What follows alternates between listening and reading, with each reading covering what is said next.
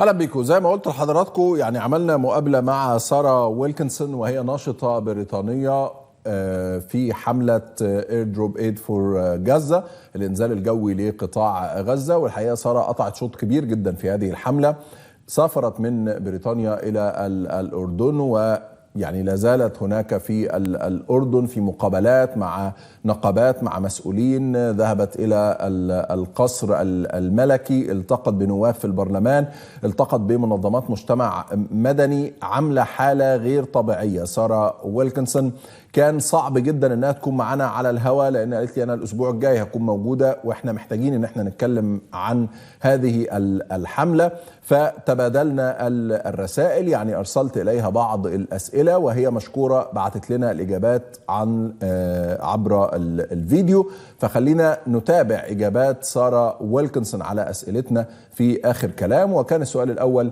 ما هي الفكره الرئيسيه لحمله الانزال الجوي للمساعدات في قطاع غزه؟ Sarah. Petition initiated by a young man called Yossi in the United States, and there's a team of about 12, maybe 20 people behind it who've been helping to push it forward. And we felt that in order to carry the initiative further, that we would have to come to Jordan. So we travelled 3,002 miles and brought the petition with us. On the grounds that we could meet politicians and parliamentarians, social media activists and influencers, political parties and government officials, so that we could really push the campaign forward to the next level. It started gathering signatures in the UK and across the world, so it's a people's movement. But it's just my colleague Leila Hatoum, who came from the Lebanon, and my other activist colleague Shameen Suleiman and myself, Sarah Wilkinson, we brought it to Jordan so that we could actually speak directly with the people that could make it happen, that could turn people's names into food for northern Gaza. We are hoping that every country gets involved. The more people power there is, the more countries involved, the more that people want food to be dropped onto northern Gaza, where people are starving. There's 500,000 people without food and clean water. So the more countries that get involved, the better. It is a global movement, but Jordan specifically has the Royal Air Force. It knows the territory. It has made 9 medical airdrops already, mainly in southern Gaza around the Jordanian Field Hospital, the hospital compounds. So the King, Abdullah II, he already knows the area, already is a very capable pilot, has already had to make these airdrops before. So, and Jordan has been the only country in the world to have actually initiated, helping the Palestinians out with humanitarian aid. So it was an integral part of the campaign to come to Jordan.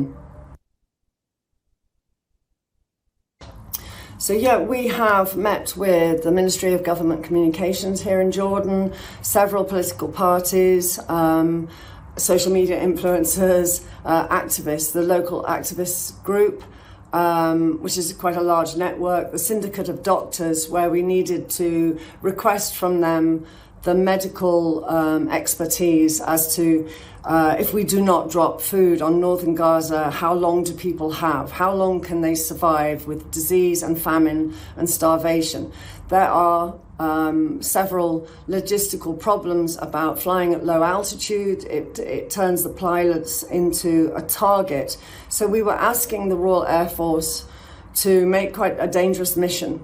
So it was only polite to speak to the people who are behind being able to turn this petition into a reality. So yes, it's been an absolutely chock-a-block itinerary. We literally have gone from one government office to another press conference, straight to another office, straight to another political party, straight to somebody. So every single day it has been a full itinerary. We want the Royal Air Force to drop food on northern Gaza, because this is the place where no humanitarian aid, no food is reaching. The infrastructure has been absolutely pulverized by the Israeli bombing, and the people in northern Gaza are literally starving. They have resorted to eating animal feed. They have been drinking sewage water. They've been packing babies' bottles with mud to fill up their babies' stomachs. They're literally starving. And we have people from the ground who have been informing us about how the situation is deteriorating every single day. So with all of this put together, when you have the expertise from the Jordanian doctors and physicians and surgeons who could explain the diseases that are likely, like cholera and typhoid, Shigella disease, which comes in mud, when you hear from the doctors themselves what's needed, then you realize the importance of persuading King Abdullah to make this enormous, risky journey over northern Gaza to drop food on 500,000 Palestinian people who would technically starve to death if it wasn't for this aid coming in. We do know that every now and again some bits of aid have reached the southern areas. We know that in southern Gaza there has been humanitarian aid, but northern Gaza is in trouble. They really are starving and they're asking for help. So going to see these people was imperative. It was all part of the petition. It was a way of getting people to help directly. And being in Jordan was really important for that reason. Petitions maybe in the UK fall on deaf ears. And so many people say, do you know what? If you sign a petition, it goes nowhere. But in Jordan, people have listened, they've looked, they've helped support the campaign, and they are willing to understand that people are wanting this. They're putting their names to this petition. And so people here in Jordan have actually responded and been really supportive of the campaign. So yeah, as I said, Jordan has already made 9 medical aid drops over southern Gaza. So the push to get them to drop food has been a little bit harder because food is not so easy to drop out of a plane. We kept the list very simple. We know they need clean drinking water. This could stop diseases from taking over or taking root.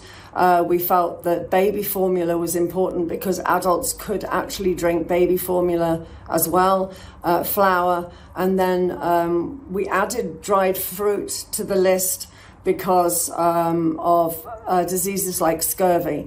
So the list is very simple. What we need dropping, somebody else said if we dropped ready-made bread, those Palestinians that couldn't get fuel in the northern Gaza could eat instantly. So we have added food on bread, ready-made bread onto the list.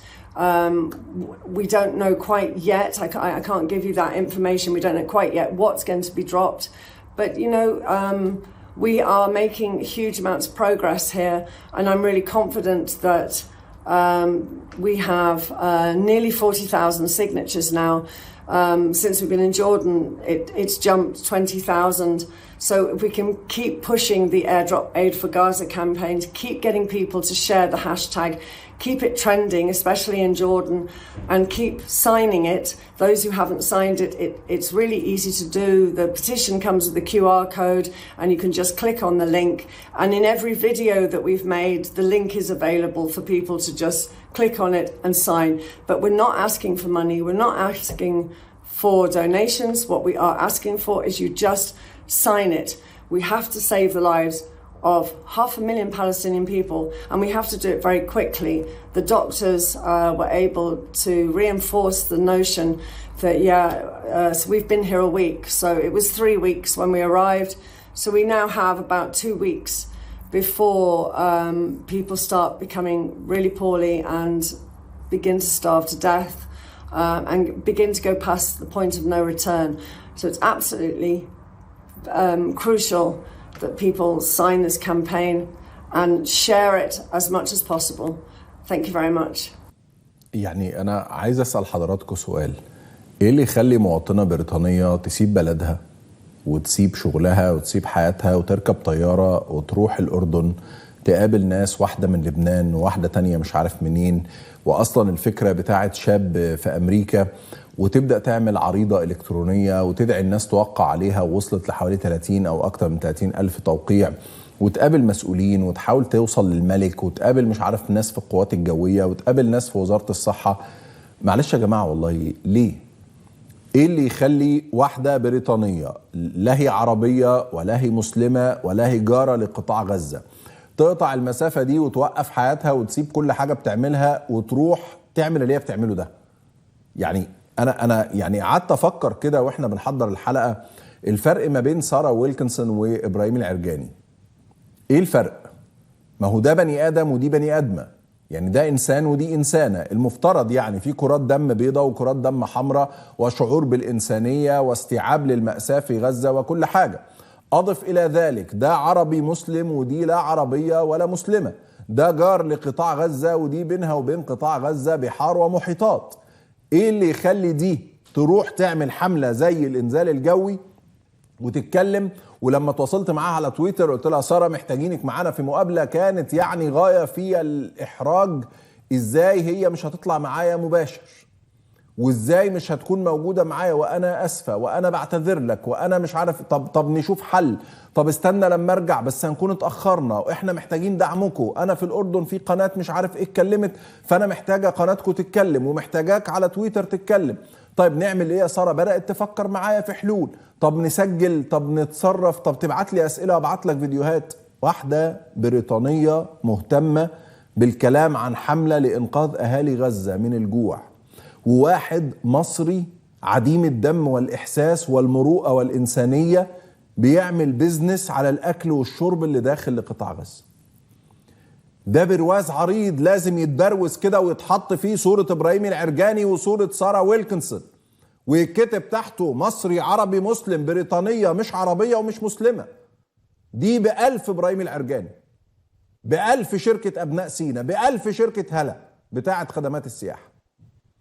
الأزمة دي، الحرب دي بينت لنا إن في بني آدمين لا بيربطك بيهم لا دين ولا عرق ولا لغة ولا أي حاجة، بيربطك بيهم إنسانية، إن هم بني آدمين مش حيوانات.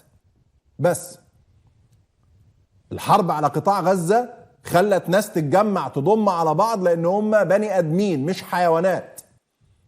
في حيوانات ضموا على حيوانات زيهم، لكن في بني آدمين ضموا على بعض بعيدا عن الأعراق والأديان وكل حاجة. عشان كده كنت بقول لحضرتك البداية بتاعت الحلقة بإبراهيم العرجاني كان لازم نتكلم بعدها عن سارة ويلكنسون، ولازم حضراتكم كنتوا تشوفوها بالصوت والصورة. ممكن حد يقول لي يا أسامة انت كل يوم هتجيب حد انجليزي. هي مش فكرة منظرة بحد انجليزي، هي فكرة ان الموضوع في صميم الأزمة اللي احنا فيها. لما موقع بريطاني يتكلم ان في واحد مصري بيسمسر على عربيات المساعدات، يبقى لازم في نفس اليوم نتكلم عن بريطانية أخرى رايحة سايبة كل حياتها عشان توصل المساعدات لأهلنا في قطاع غزة. فكل التحية الحقيقة لسارة ويلكنسون ولمن يشارك في هذه الحملة.